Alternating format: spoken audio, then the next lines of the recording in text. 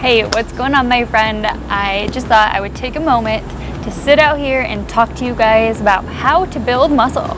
I just got back from the gym and I was like, you know what? Now is the perfect time. I'm still hyped from my back and biceps workout. It's Tuesday and it's about 2 o'clock. I worked with my clients this morning. I'm a doctor of physical therapy and personal trainer, so I help people move every single day. Helping you move better is my MO, so that's what this channel is about. It's about health and fitness and helping you just achieve your goals and feel better overall.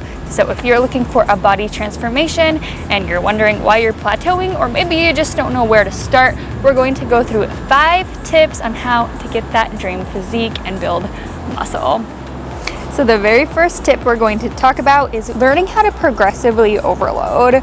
Throughout your workout, you're going to be varying these different types of principles so that you're always progressing and you're not plateauing. The first one is reps. It's how many repetitions you do per exercise. The second one is weight. How much weight, or also known as load, like how much weight are you lifting? Then it's rest. How much are you resting between sets?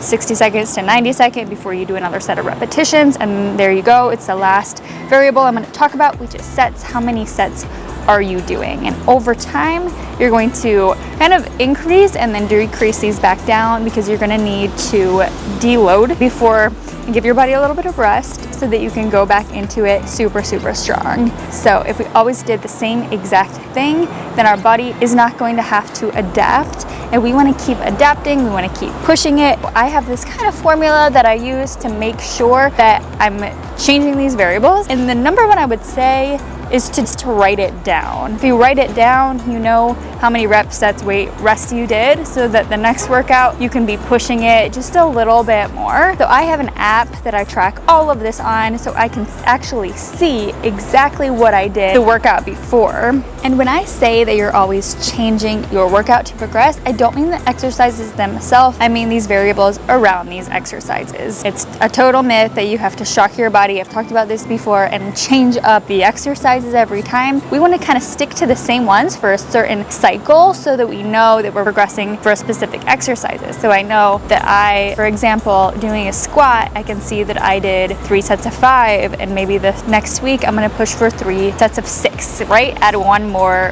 rep. And you can also just think of the muscle group overall. Like for the leg, every single exercise that I do, I don't have to add a rep for every single one. That's a lot. Think of it more of just the exercise group overall. So if I increase a rep on the squat, I don't also have to be increasing a rep on the leg press or on my step up or on any following leg activities. It's more of think of the whole picture, and you're progressing the whole picture, right? Tip number 2 is pick compound exercises. So we just talked about how to progress the exercises themselves, but you might ask, okay, so what exercises do I actually do?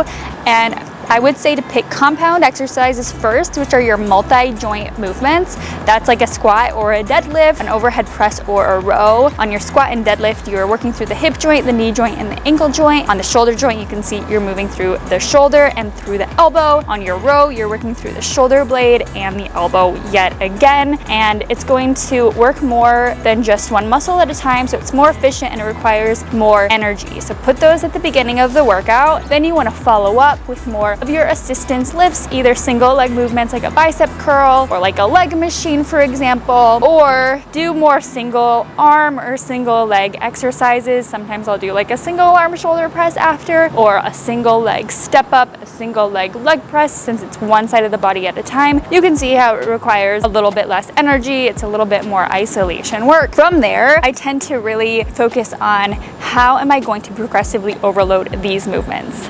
On my big compound movement, I tend to make more of a strength rep range, which isn't exactly muscle building.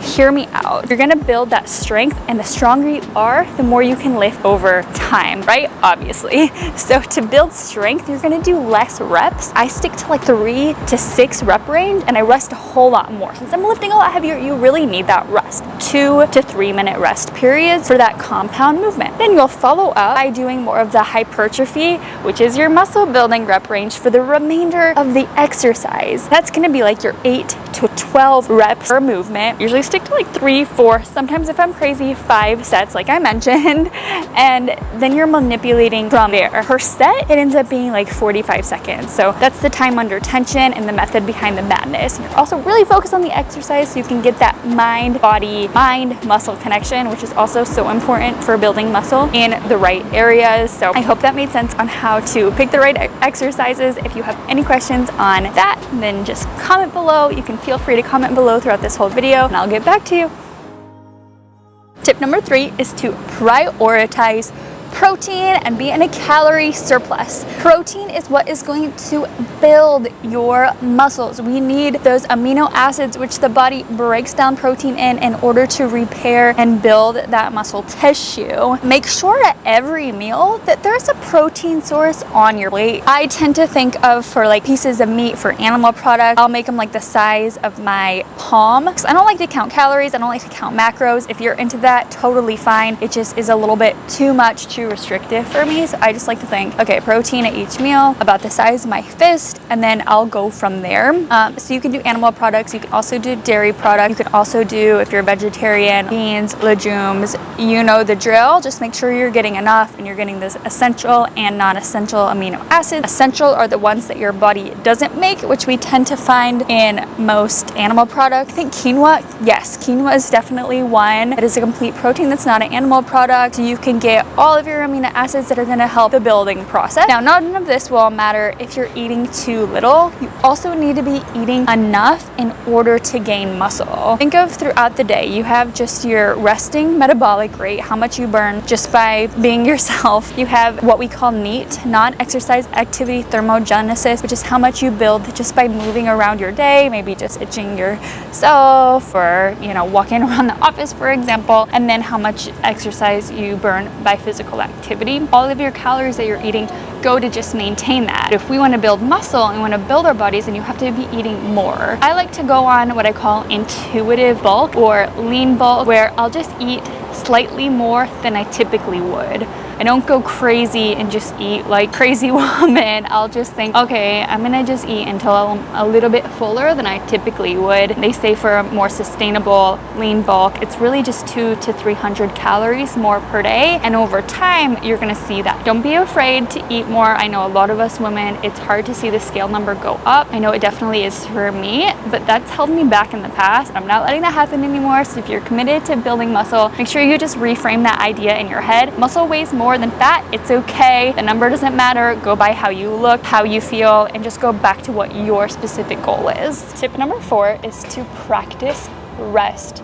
Rest is so important, and not just the rest that you do in between sets, which we've already kind of spoke about, but your rest outside of the gym. You need at least one, better, I think, 2 rest days. You need to be sleeping good. 7 to 9 hours a night. I promise you, if you're somebody who does not sleep and you start to make this happen, you're going to see a bigger difference in your muscle definition, because that's when our body recovers. When I think about rest too, I also think about doing mindfulness practices, meditation, breathing, stretching, just having time to be. The reason this is because our society is so hustle culture, it's so go, go, go, that we tend to be in central nervous system high drive. There's 2 branches to our autonomic nervous system. There's our sympathetic nervous system, which is our fight or flight, and there's our parasympathetic nervous system, which is the rest and digest.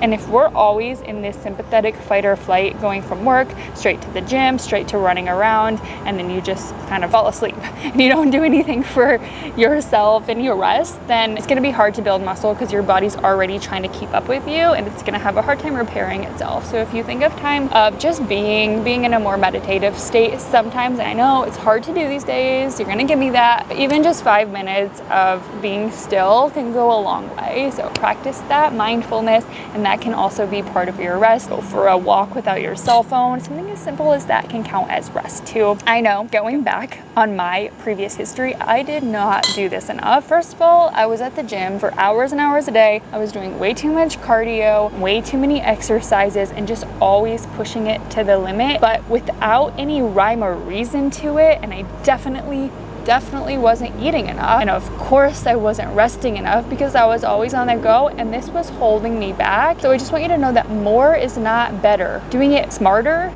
is better. So less but better. You got it? Okay. You with me? Let me know by giving this video a thumbs up, or just give it a thumbs up if you found it helpful so far. We're gonna go on to our next tip.